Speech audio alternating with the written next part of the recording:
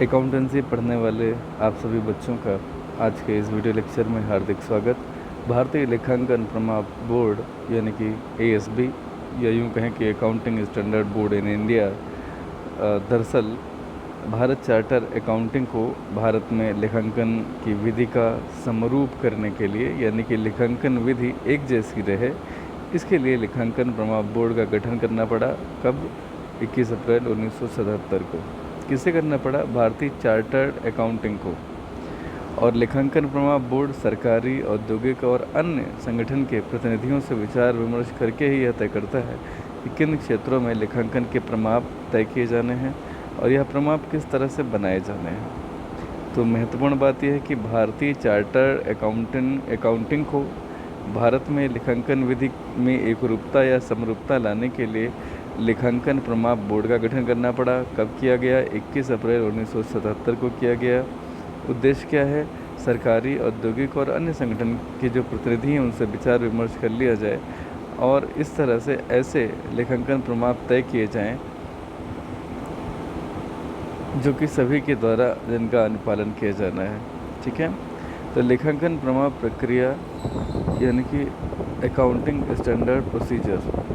सबसे पहला जो प्रोसीजर का पहला स्टेप है कि लेखांकन प्रमाण बोर्ड सर्वप्रथम उन क्षेत्रों की पहचान करता है जहां के लिए लेखांकन प्रमाण तैयार किए जाने हैं।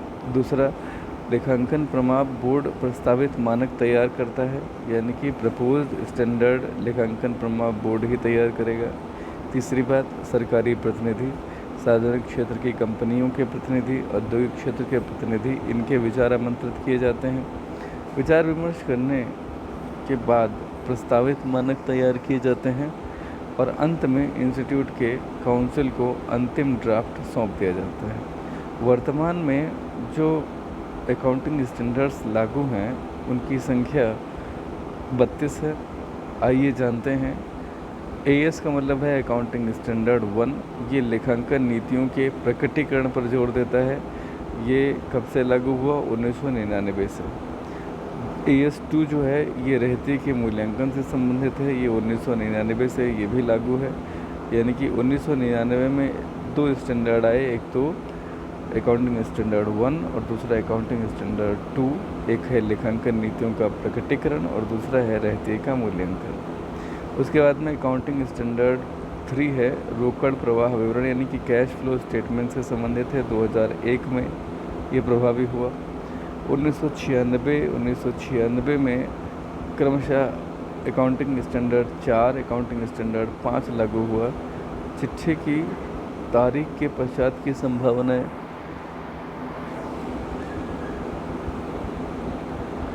चिट्ठी की तारीख के पश्चात की संभावनाएं और घटने वाली जो घटनाएं हैं वो अकाउंटिंग स्टैंडर्ड 4 की बात करती हैं। ये 1996 से लागू हुई। अकाउंटिंग स्टैंडर्ड 5 है, ये अवधि के लिए शुद्ध लाभ या हानि, पूर्व अवधि मदें और लेखांकन नीतियों में परिवर्तन की बात करता है। 1996 से लागू हुआ। अकाउंटिंग स्टैंडर्ड 6 जो है ये मूल्य ह्रास लेखांकन की बात करता है। 1995 से लागू हुआ। निर्माणी ठेकों के लिए लेखांकन यानी कि जो मैन्युफैक्चरिंग कॉन्ट्रैक्ट होते हैं उनके लिए अकाउंटिंग स्टैंडर्ड 7 बात करता है। ये 2003 से लागू है। अकाउंटिंग स्टैंडर्ड 8 था, पहले हुआ करता था, अभी फ़िलहाल इसे डिलीट कर दिया गया है। अकाउंटिंग स्टैंडर्ड 9 जो है ये इनकम रिकग्निशन के लिए है, आय पहचान के लिए है। उसके बाद में है, इसे लागू किया गया कब? 1999 में। अकाउंटिंग स्टैंडर्ड 10 अचल संपत्ति के लेखांकन के लिए है यानी कि फिक्स्ड एसेट के लेखांकन के लिए है। 1999 में लागू हुआ। अकाउंटिंग स्टैंडर्ड 11 विदेशी विनिमय दर में परिवर्तन के प्रभाव यानी कि फॉरेन एक्सचेंज रेट में जो चेंजेस होंगे उसके जो प्रभाव पड़ेंगे उनसे संबंधित 1995 में लागू अकाउंटिंग स्टैंडर्ड है 11। अकाउंटिंग स्टैंडर्ड 12 सरकारी अनुदान के लिए लेखांकन की बात करता है। ये लागू हुआ 1994 में। अकाउंटिंग स्टैंडर्ड 13 विनियोग के लिए लेखांकन 1995 में लागू हुआ। एकीकरण यानी कि अमेलगमेशन होता है जब दो कंपनियां आपस में मिलती हैं, एकीकरण कहलाता है। ये 1995 में लागू हुआ। अकाउंटिंग स्टैंडर्ड 14 AS 15 कर्मचारी लाभ यानी कि एम्प्लॉइज़ बेनिफिट से संबंधित हैं, 2006 में लागू हुआ। अकाउंटिंग स्टैंडर्ड 16 उधार की लागत 2000 में लागू हुआ। इसके अलावा अनुभाग प्रतिवेदन 2001 में लागू हुआ, अकाउंटिंग स्टैंडर्ड 17 है ये। AS 18 संबंधित पक्षकारों से संबंधित है, 2001 में। अकाउंटिंग स्टैंडर्ड पट्टों के लिए लेखांकन यानी कि अकाउंटिंग फॉर लीज 2001। AS 20 प्रति अंश उपार्जन यानी कि अर्निंग पर शेयर 2001 में लागू हुआ। AS 21 समेकित वित्तीय विवरण इंटीग्रेटेड फाइनेंशियल स्टेटमेंट 2001 में लागू हुआ। समेकित को इंटीग्रेटेड भी कह सकते हैं, कॉमन भी बोल सकते हैं। AS 22 आय पर करों के लिए लेखांकन 2001। AS 23 समेकित वित्तीय विवरण में सहचरों में निवेश के लिए लेखांकन 2002। बंद हो रही गतिविधियां 2004-05। AS 25 अंतरिम वित्तीय प्रतिवेदन 2002। AS 26 अमूर्त संपत्ति 2003-04। AS 27 संयुक्त उद्यम में रुचि के वित्तीय प्रतिवेदन 2002। AS 28 संपत्तियों की हानि 2004-05। AS 29 ये प्रावधान आकस्मिक देवताओं और आकस्मिक संपत्तियों के लिए है, कंटिजेंट लायबिलिटीज़। AS 29 की बात करता है 2004। और AS 30, 31, 32 ये सब वित्तीय साधनों से संबंधित हैं, 2016 में लागू है। तो कुल मिलाकर के ये आपने अभी पढ़े जो भारतीय लेखांकन प्रमाप हैं, इनकी सूची आपने जानी। कौन अकाउंटिंग स्टैंडर्ड किस से संबंधित है, ये बात आप 2-3-4 बार पढ़ेंगे तो बिल्कुल याद रहेगी दिमाग में। भारतीय लेखांकन प्रमाप आज जो व्यापार है वह केवल भारत या किसी एक कंट्री के लेवल पे नहीं रहा है, वैश्विक स्तर पर होता है और हर देश का विधान अलग अलग है। लेकिन हम चाहते हैं कि कंपनियों के जो परफॉर्मेंस है उनकी तुलना आपस में हो सके, और इसके लिए एक ही तरह के लेखांकन प्रमाप अगर पूरी दुनिया में लागू हों तो ये ज़्यादा अच्छा है। तो इसके लिए भारत में भी और भारत के अलावा अन्य देशों में भी IFRS लागू किए गए हैं। ये मानक अंतर्राष्ट्रीय मानकों से ही प्रभावित हैं। यानी कौन से मानक? हमारे यहाँ के जो IND-AS यानी इंडियन अकाउंटिंग स्टैंडर्ड है, ये भी अंतर्राष्ट्रीय जो IFRS हैं उन्हीं से ये जो है प्रभावित हुए हैं। इसीलिए इनको हम जो भारत में लागू हुए हैं AS आपने जो ऊपर पढ़े हैं AS 32 यानी कि 1 से लेकर के 32 तक के जो अकाउंटिंग स्टैंडर्ड है इनको इंडियन अकाउंटिंग स्टैंडर्ड IND-AS कहा गया है। कंपनी अधिनियम 2013 के अंतर्गत बताए गए इंडियन अकाउंटिंग स्टैंडर्ड कंपनी पर भी लागू होते हैं। इसमें कौन कौन सी कंपनियों पर लागू होंगे? स्कंद विनिमय के अंतर्गत आने वाली कंपनियां, जिन कंपनियों का शुद्ध मूल्य 250 करोड़ या इससे ज़्यादा है, इन कंपनियों की अधिकृत सहायक और संयुक्त सहायक कंपनियां भी इसी उसमें आएंगी। उपयुक्त कंपनियों की अतिरिक्त कंपनियां इंडियन अकाउंटिंग स्टैंडर्ड को ऐच्छिक रूप से चाहें तो स्वीकार कर सकती हैं, चाहे तो ना करें। जो इंडियन अकाउंटिंग स्टैंडर्ड होते हैं ये 2 अजम्पशंस पर आधारित होती हैं। एक तो सतत व्यवसाय की अवधारणा कि व्यवसाय अनवरत काल तक, अनंत काल तक चलता रहेगा, और दूसरा अर्जित अवधारणा एक्रूड कॉन्सेप्ट। ये दोनों बातें आप पिछले चैप्टर में पढ़ चुके हैं। अब हम बात करते हैं IFR जो है अंतर्राष्ट्रीय वित्तीय प्रतिवेदन मानक की सूची। तो इसका मतलब होता है इंटरनेशनल फाइनेंशियल स्टैंडर्ड रिपोर्ट।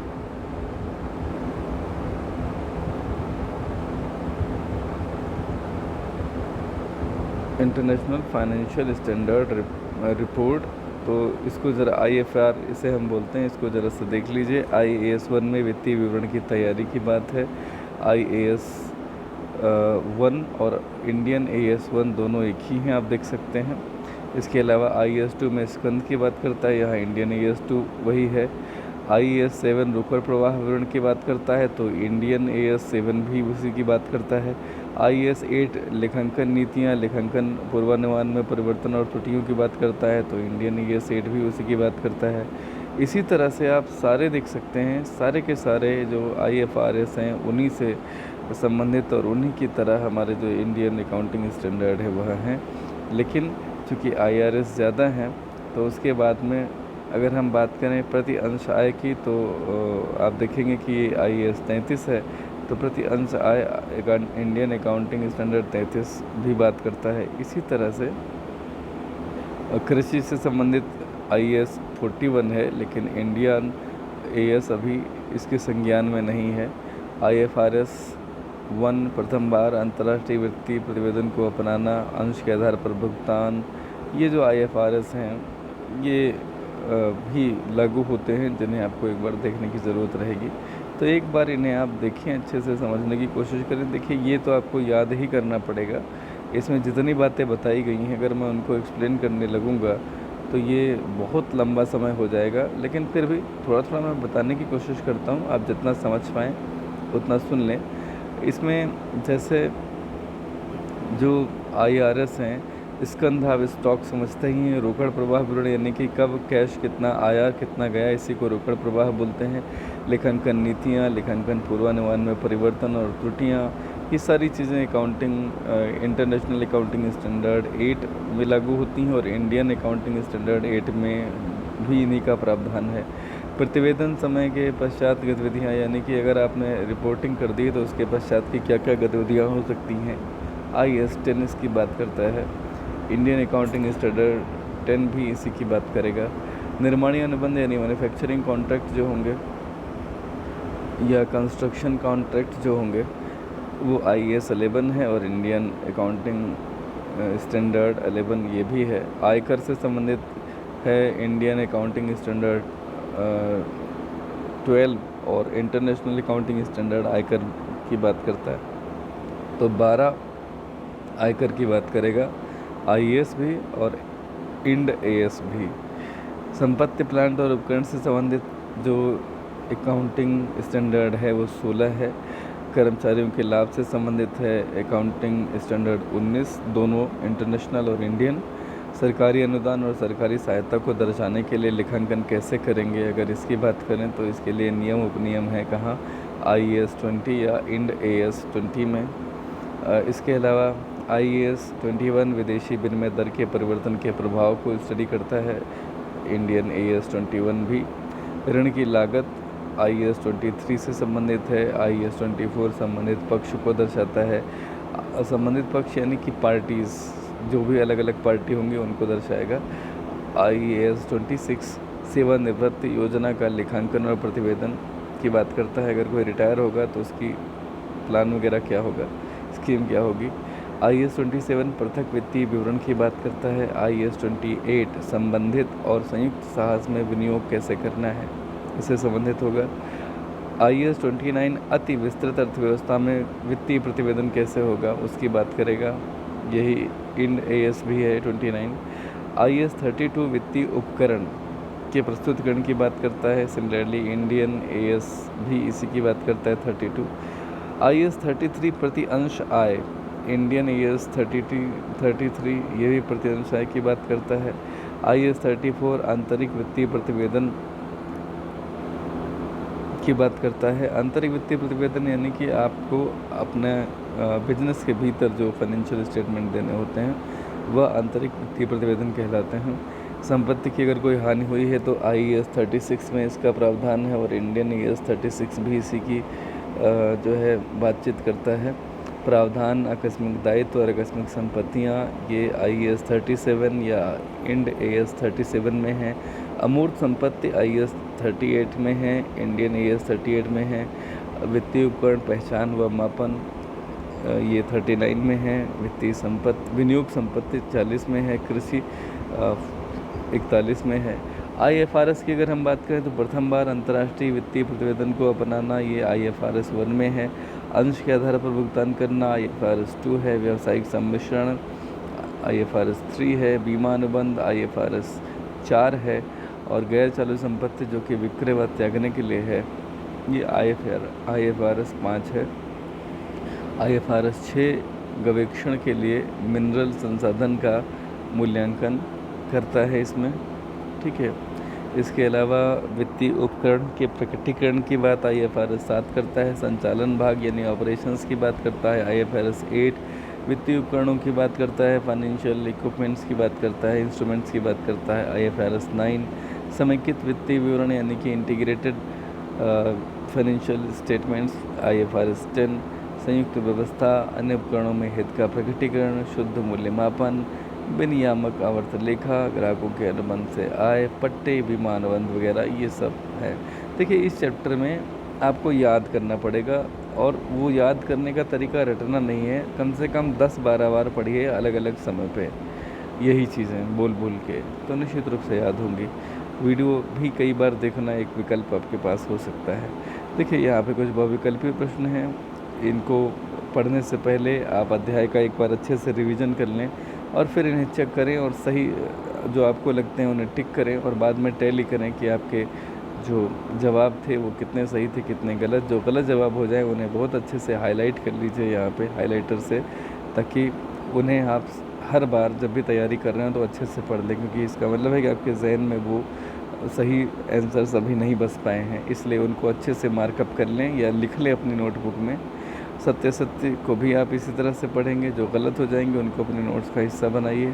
लेखा मानक के क्या लाभ होते हैं, क्या उद्देश्य होते हैं, IFRS क्या होता है, इंड AS क्या क्या है, ये कुछ बातें आपको पढ़नी होंगी। लघु उत्तरीय प्रश्न में लेखांकन प्रमाप की उपयोगिता क्या है, लेखांकन प्रमाप किसको निश्चित करते हैं, ICAI द्वारा दिए गए लेखांकन प्रमाप की सूची बनाइए, तो 32 हैं, बना लेंगे। लेखांकन प्रमाप किन्हें परिलक्षित करते हैं, तो लेखांकन प्रमाप किन्हें परिलक्षित करते हैं, लेखांकन प्रमाप में मतलब क्या क्या आता है ये यहाँ पर बताना है। लेखांकन प्रमाप से आप क्या समझते हैं। देखिए एक और बात है, लेखांकन प्रमाप किन्हें परिलक्षित करते हैं मतलब लेखांकन प्रमाप के उद्देश्य क्या है, ठीक है। लेखांकन प्रमाप से आप क्या समझते हैं, ये इसका अर्थ है, आवश्यकता और उपयोगिता पूछी जा रही है। इसी तरह से भारत में लेखांकन प्रमाप को किस प्रकार से संबद्ध किया जाता है, तो सबसे पहले आपने यही टॉपिक पढ़ा था। IFRS पे एक विस्तृत लेख लिखना है, तो वो आपने पढ़ा। IFRS पे विस्तृत लेख लिखने के लिए आपको ये सबसे अंत में जो आपने पढ़ा है ये सब लिखना रहेगा आपको, ठीक है। तो फिलहाल आज के लिए इतना ही। मुझे लगता है कि आपको ये बात समझ में आई होगी, और ये चैप्टर से संबंधित अच्छे नोट्स आप तैयार करेंगे। यदि किसी को कोई शंका है या कोई सवाल है तो पूछने में कोई संकोच नहीं करेंगे। वीडियो को आखिर तक देखने के लिए आपका बहुत बहुत धन्यवाद, आभार।